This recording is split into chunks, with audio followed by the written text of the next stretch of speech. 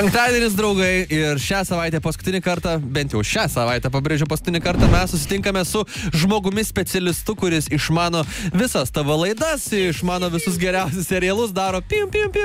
Ir tas žmogus yra Andrius Dainys, a.k.a. TV Bičas, ir mes jį pasitinkam su...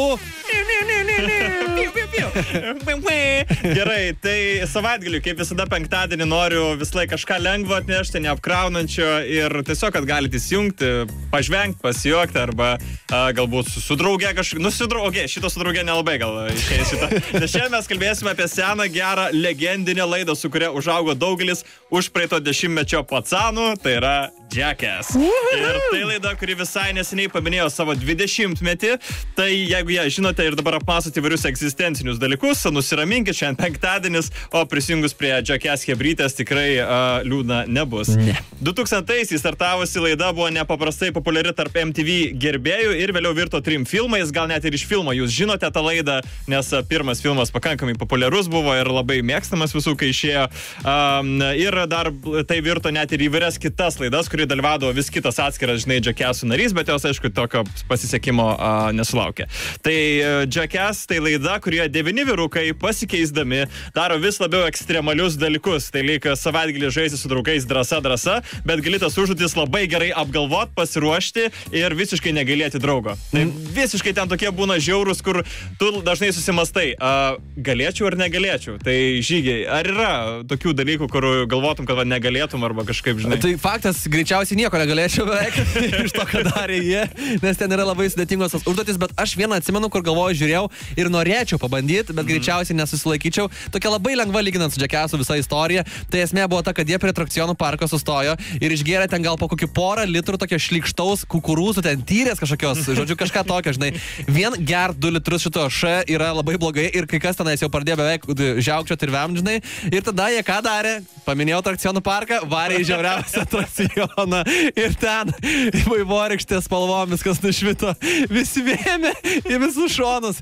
Kažkas, kas susilaikęs, tas išlipęs. Ir jie, žinai, ką pradėjo daryti, kaip per filmus, kaip per Family Guy, vem ten, žinai, visur viens ant kito.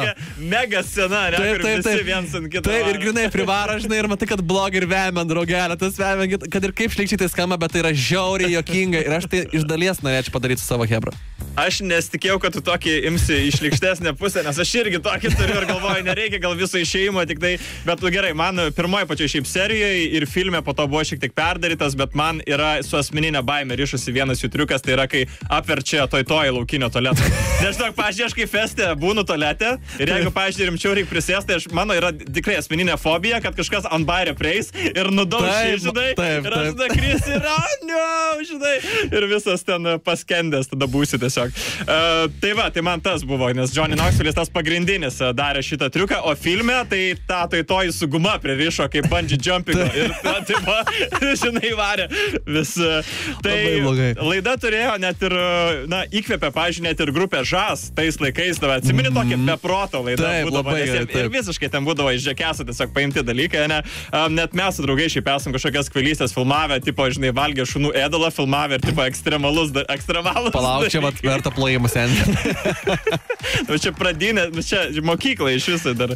Tai, o grįžtant prie Jackassų, tai ir yra tokia tikrai labai smagi, linksma, skirta absoliučiam chillui laida, bei žmonėms, kuriems patinka, kai kažkokie tiesiog random bičai daro nesąmonės, kartais jiems skauda, kartais jie šaipo šiek tiek vienas iš kito, bet viskas yra vardan laidos, vardan entertainmento ir šiaip jie yra geri draugai, tai ten, kad ir pasipyksta jie, tai šiaip tai po to ten interviu atskleidžia, kad, tiesiog stengiasi kurti, daryti, linksminti žmonės ir tiek, o šiaip jie visi yra puikūs draugai ir pataria visiems tiesiog atsipalaiduoti, mėgautis tais triukais, kurių dažnas iš mūsų nepasiryštų tikriausiai. Visiškai taip, aš dar tokį vieną labai trumpą prisiminiau, kur plikų užpakalių sėdėjo ant žemės ir kitas tiesiog traukė į už kojų, žinai, ir tipo kas greičiau tenai įsiveiks kažkokią tai, man rodos, atkarpą ir tiesiog sušikna trina asfaltą, žinai.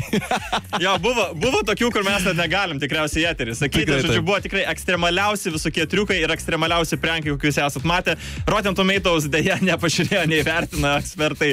TV Bičas duoda su visa paga 4 iš 6, visai nemažai, tokį skonio reikalą, bet aš manau, kad tai yra kultinė klasika iš praeities, kurią, na, reikia žinot, kas yra Jackass vaikinai, o TV top 100 7-2.